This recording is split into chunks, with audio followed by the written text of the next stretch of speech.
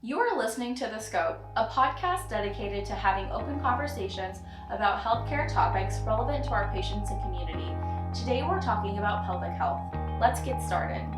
Today our guests are Amy Robnett, a physical therapist and the Executive Director of Rehabilitation Services at Phelps Health, and Lauren Zwikelmaier, also a physical therapist at Phelps Health. Welcome to our show today, ladies. We're so excited to have you here. We've never had you on our show before. Thank you very much. We're excited to be here. Yeah, absolutely. So before we dive in talking about our topic today, I want to know a little bit more about you guys. So Lauren, if you want to go ahead and start, tell us about your career at Phelps Health and kind of what brought you here. Sure. I love working at Phelps Health. I came here about 2 years ago after I had my second baby. I grew up in Rolla, so I'm a hometown girl. I left to go to St. Louis to get my physical therapy degree, and then I came back to raise my family. That's awesome. Yeah, we were talking before we started the podcast. Never say you're never going to come back somewhere. You and I both did the same thing. Yep, I swore I'd never come back to Rolla, and then here I am. Yes, same. And then, Amy, what about you? What has your history been like with Phelps Health? I've been here, it'll be 5 years this summer.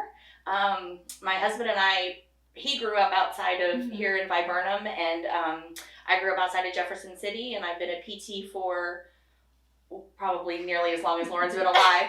And we won't talk about that. Yeah, we won't talk about that. And anyway, so we were able to relocate back here to be closer to family within an hour or so of both of our moms now. And so I have enjoyed being here, and I've had a couple of different roles, most recently as the director of all of therapy services and focusing on outpatient. So very cool. Well, I think that's a perfect segue into our topic today. So, Amy, let's just dive right in. What is outpatient therapy? So outpatient therapy at Phelps Health is full service, PT, OT, and speech. We see anything from the itty bitty babies all the way up to centurions for a variety of diagnosis. And we have clinics in both Rolla and Waynesville. And we have a wonderful team of clinicians with a whole lot of years of expertise, from new grads to well-seasoned, 30 plus years in the field. So very cool. So today specifically, we're talking about pelvic health for men and women. What are some of those common pelvic health disorders that maybe somebody would need therapy for? It encompasses a lot of different things, but the most common things we see are incontinence, fecal and urinary incontinence, constipation, pain with sexual activity, pelvic organ prolapses, anything that pain and dysfunction related to pregnancy and postpartum, cancer in the abdominal pelvic area, and gynecologic surgery. Are there any of those types of services that somebody would come in for that's just like a one and done? They would come in and see you that day and then they would never come back? Sure. My treatment approach is to give the patient what they need and really take their needs into consideration. So, no, it's not uncommon for people to come in and say, I just want to know if I'm doing this right and give me a home exercise program. And to that I say, sure, of course. Most of my patients end up coming for 4 to 6 weeks or so. But like I said, I give patients whatever they need and whatever they want. Is it a one-size-fits-all approach to PT, or what does that look like for patients? Absolutely not. No matter whether it's pelvic floor, stroke, rehab, torticollis, anything. Me and my colleagues take each patient on an individual basis and create a very individualized plan of care, which is, I think, the value of therapy as opposed to looking up exercises on the internet. Is because we do a very thorough evaluation and we give you exactly what you need to target your specific problems. Yeah, I'm not saying that it's similar to WebMD, but that's something that I'm really bad about doing is I don't feel good. Let me Google all of my symptoms, and then, it's this really horrific, terrible thing. I've got 3 days to live. Is it the same with PT as well, where you look at these exercises, but you're not actually getting to the root of the problem? Well, especially pelvic floor is actually a really good example because many times the internet will say, do Kegel exercises. But I think they did a study somewhere at some point and like 90% of people don't do a proper Kegel exercise. So if you're doing all these Kegels and you're not getting anywhere, it's probably because you're not doing it right. Or with me, especially with incontinence, you have great strength in your pelvic floor, but terrible endurance. You may have good strength and endurance, but you're not turning that pelvic floor muscle on in time to stop yourself from leaking urine or feces. Which is why you would need to see a PT to work through that to figure out what your problem is. You can't figure that out by yourself. That's the value in it, absolutely. Yeah. Really cool. So what are some reasons that somebody might see a physical therapist for pelvic health? All sorts of reasons, mostly the ones I missed. There's also like athletic orthopedics issues that can impact pelvic floor function. Like it's not uncommon for runners to have, female runners especially, to have a little bit of incontinence when they run, or CrossFitters to have incontinence when they dump or do big heavy lifts. And we can also address orthopedics, like coccyx pain is a big one.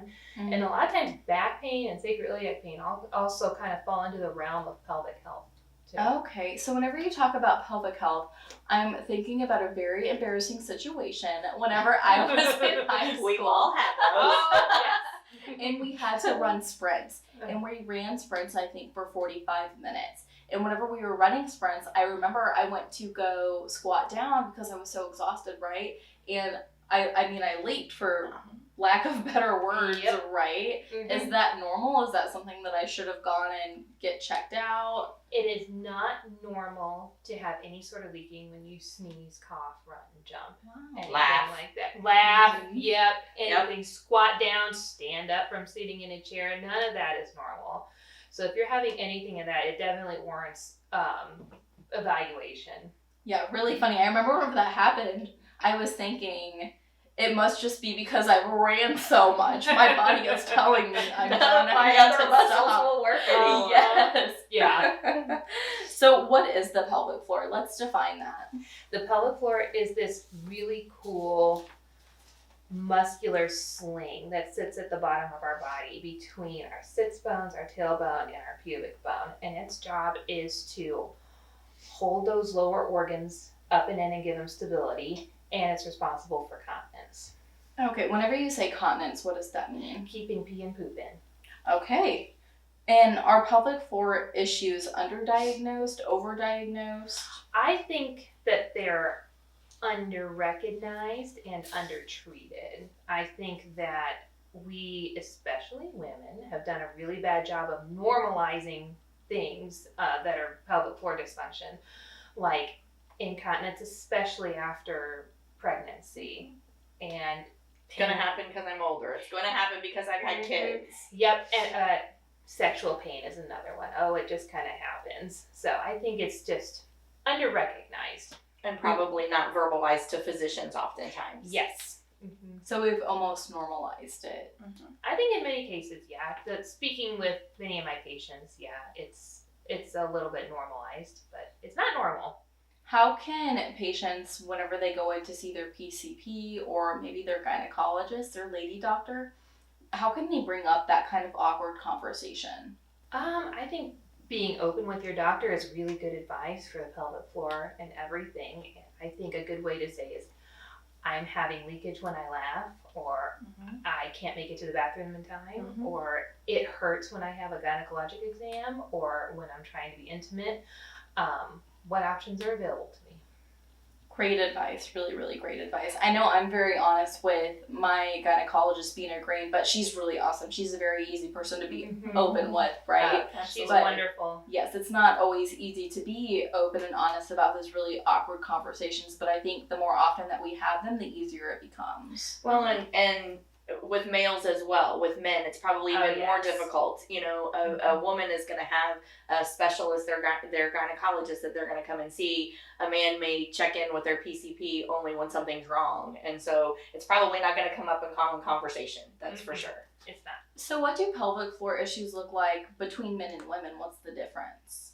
There's a lot more that's similar, I think, with pelvic floor issues with men and women. The big difference is that women have the babies, and there's a lot of things that and there's a lot of pelvic floor problems that having babies predisposes you to, like urinary and sometimes fecal incontinence and pelvic organ prolapse and some types of pain. So with males, it's common for me to see men for urinary and fecal incontinence, especially after cancer treatments and prostate removals and things like that. And sometimes I see men for pain as well, but most of the time it's for urinary and fecal incontinence, just like women.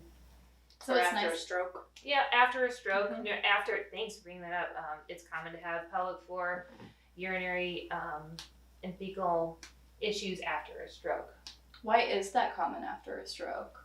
Because a lot of those things are controlled by the nervous system. Like there's a really neat interaction between, like, say, the bladder, the spinal cord, and the brain, and stroke is basically an insult to the brain. So when you disrupt those pathways, you disrupt the pathways that your brain communicates with your bladder and your rectum.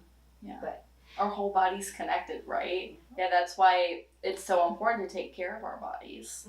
Is pelvic physical therapy effective for everybody, or do you have these types of introductory conversations and then you figure out we're not a good fit for you, but here's who you can see?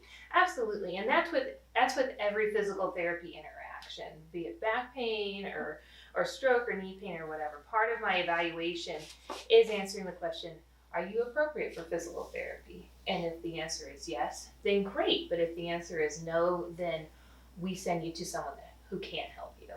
So you had mentioned earlier, Amy, that often as women and even sometimes as men, we say, well, I'm getting older, this happens, I'm just going to chalk it up to old age, or, maybe I just had a baby, I'm going to chalk it up to having a baby, and 6 months from now, I'll be fine, right?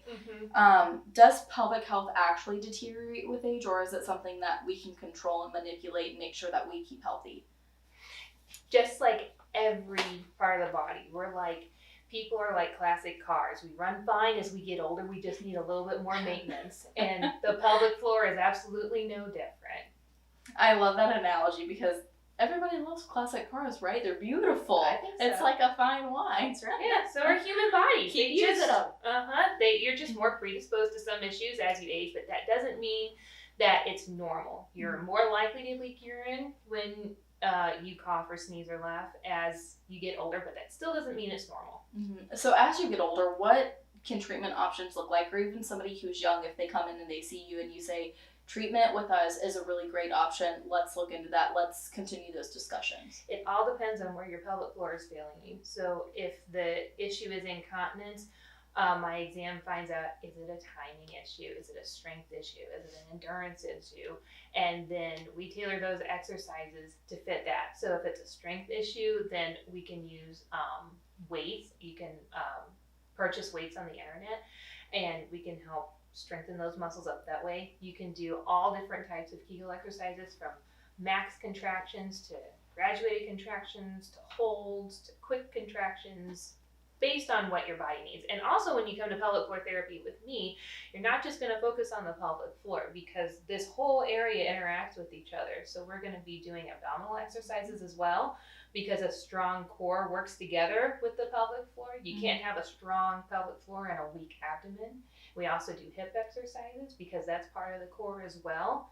And oftentimes I find people are weak in that area. And the cool thing about the pelvic floor is it contracts with all these muscles too. So if someone's having a really, really weak contraction, I'll have them contract their glutes, their hip muscles, their thigh muscles to get some overflow contraction too. Wow. Yeah. So that makes me want to ask another question. Oftentimes when people have knee pain, they say look above or below the knee. So is it the same with pelvic health as well? Look above or below the pelvic to see what's actually going on? Absolutely. I know, I'm so educated. In physical therapy. Yes. And I thought of something else. We haven't talked about kiddos. And so that's something that's really started to take off just in awareness and referrals to our clinic as well, as for kiddos. Maybe, we've got littles that are having extended bedwetting.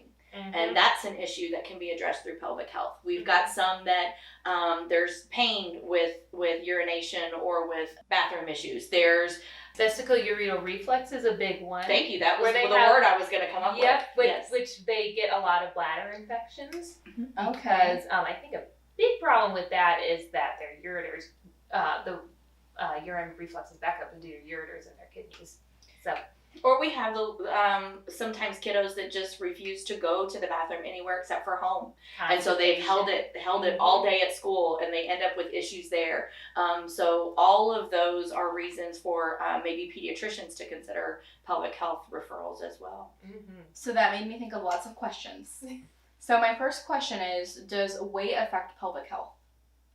Weight affects all sorts of stuff, just the way it affects knee pain and back pain, but it's just one tiny little piece of the puzzle. You can have perfect pelvic floor strength and be overweight. Good to know.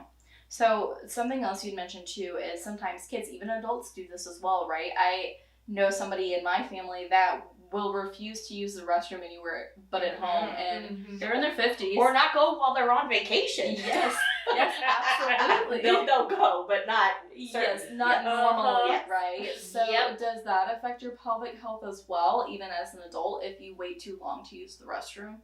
Yes. What does that look like? What type of effect does that have on your pelvic health? Well, a lot of times we see that manifests itself as constipation. So you hold and hold and hold and hold, and then when it's time to go, you can't, because maybe your pelvic floor is really tight and spastic from holding for so long and engaging those muscles inappropriately, or maybe your stool has lost a lot of water and now you've got this really hard stool that's hard to pass, or maybe you've got a buildup of stool that's hard to pass. Mm-hmm. And that constipation can affect your urinary system as well. Yeah, lots of things can be going on if we're not regular, right? Mm-hmm. Absolutely. Another question I had as well is stretching exercises. Mm-hmm. How important are stretching exercises, and do you need to stretch your whole body? Do you just need to lay on the ground and maybe stretch your hips? What part of your body is most important to stretch with your pelvic health? It depends on what your problem is, and it depends on what your body makeup is. If you're a hyper flexible person with pelvic organ prolapse, stretching isn't probably the best thing for you. But if you're having a lot of pain and pelvic floor spasticity and tightness, then stretches that do put a pressure and elongation on the pelvic floor are going to be appropriate for you. And again, I go back to, this is probably why you need to have a conversation with a PT instead of Googling what types of stretches Yes. should I be doing for Yes. pelvic floor health, right? Definitely. Because you could be making the issue worse. Mm-hmm. And then by the time they get to you, they've got this huge exacerbated issue, right? Potentially, yeah. Yeah, absolutely. Are treatment options different depending on the problem identified? And, how long does therapy typically take? It's pretty individualized. A lot of my patients I end up seeing twice a week for about 6 weeks, and that is usually plenty for them to feel like they're in control of their symptoms to be reduced, and for them to be able to manage this stuff on their own. But like I said, it's very individualized. Some people need a little bit more, and some people need less. And what does management look like once you give them their gold star, they're good to go, kind of start handling this on their own? What does that look like for them? Just like any issue that requires physical therapy, continuing to do your home exercises that I give you. So for weakness, that a lot of times means Kegels of all shapes and sizes. For pelvic pain, depending on the issue, there's some things that work really well for like pain with intercourse. Continuing to use dilators is a big one. Continuing to do stretches. You said something that I think is really valuable and worth mentioning again. It's so important to continue utilizing those exercises, those resources once you leave, right? So I've had ACL surgery, and this was, a few years back, but I noticed if I go a couple of days without stretching or going to the gym or really using my leg, it's stiff and it's sore, and it makes it worse whenever I go back to the gym. So Easy to backslide. Yes, Yep. absolutely. So I think it's really important, if you're going to spend the time up front going to PT or doing any type of therapy, you really should stick with it. Mm-hmm. So who qualifies to receive pelvic health therapy? Can I go in just as a regular person? Do you have to receive a referral? You have to receive a referral from your physician. And what are some of the other services that you all offer or conditions that therapists treat? We run the gamut. We really do. Everything. Yes. We pretty much Which do it all. keeps it exciting. Anything from vestibular or balance issues related to inner ear problems. Patients that have had amputations and we're either looking to strengthen them back up in preparation for a prosthesis, or we're teaching them to use a new limb. Hip fractures, the gamut of spine injury, musculoskeletal, post-surgical, joint replacements, athletic injuries, lymphedema management. We do a lot for cancer rehab, which runs the gamut too in terms of strengthening or lymphedema or balance, neurological recovery, those sorts of things. Parkinson's, we have a specialized program for Parkinson's disease called LSVT Big and LSVT Loud. Our occupational therapists may be working on specific hand therapy. Speech therapies may be working on swallow or cognitive issues, developmental issues for our kiddos, pain management from a variety of, we heard everywhere for every reason. Yes. So again, PT, OT, and speech are everything, little bitty all the way up. We've got it all, and we pretty much do it all. Yeah, that's kind of what it sounds like. There's no area of expertise that you guys couldn't help a patient in, right? Exactly. And Which is really awesome. I'm sorry, I didn't mean to interrupt you. Aquatics, I just thought of that. So we also offer aquatic therapy, not here on the Phelps Health campus, but in a partnership with the center. And so we're able to do that a couple of afternoons a week to provide aquatic therapy when needed if land-based therapies just aren't what's best for the patient. So that was actually one of my next questions is where do you all offer this? So we know at the center now, but where at Phelps Health do you offer this? We're in the medical office building down on the ground floor, so we're very easy to access. Monday through Friday, our earliest patients come at 7 and our last patients leave at 5 or 5:30. Same thing in Waynesville. One thing we don't offer is aquatic therapy in Waynesville. We don't have the similar setup or ability to do that, but we've got same thing, all three disciplines in Waynesville at the Waynesville Medical Plaza, which is an absolutely lovely clinic as well. I had another question as well, just listening to you talk about all these different services that you all offer. Do you guys have an integrated team approach, or is it just a one-on-one? Is it a mix of both? We're pretty blessed in that our treatment sessions are one-on-one individually typically. Depends on the needs of the patient. If it's a complicated issue, neurological issue, or maybe we're seeing them for more than one body part, that happens a lot. Then it may be an hour-long session, or they may see someone for an ankle injury at one therapist, and then they may see Lauren for pelvic health. But the beauty of having all three disciplines together is even if a patient needs multiple disciplines, the clinicians are able to talk together and dialogue and brainstorm, whether it's the assistants or the therapists or whatever the discipline might be. And then we're blessed with having so many of our referring physicians right in the same building. So it's super easy to communicate with them. Epic allows us to do quick chats to answer questions or clarify now. So it's really very integrated and highly collaborative. Yeah, that's exactly the word I was going to use. Sure. So we're nearing the end of our show, but I want to give both of you ladies an opportunity to kind of share any final thoughts that you have with our listeners. Well, I'm proud of our people. We're all proud to provide our therapy services for Phelps Health. And like I said before, we've got folks, whether it's the acute rehab unit or on the med-surg floor, if you're an inpatient therapist, we've just got a wonderful team of almost, with our support staff and everybody involved, about 65 therapists and support staff. And so we're super strong and able to adapt to whatever the patient's needs are in whatever setting that they're in here at Phelps. Yeah, it sounds very, very Good robust. Yes, absolutely. Which is really cool to have in such a rural setting, right? For sure. Yeah. Well, thank you ladies so much for being here today. I know I learned a lot from each of you. Thank you. Thank you. So thank you so much for tuning into The Scope. If you liked our show and would like to know more, check out phelpshealth.org.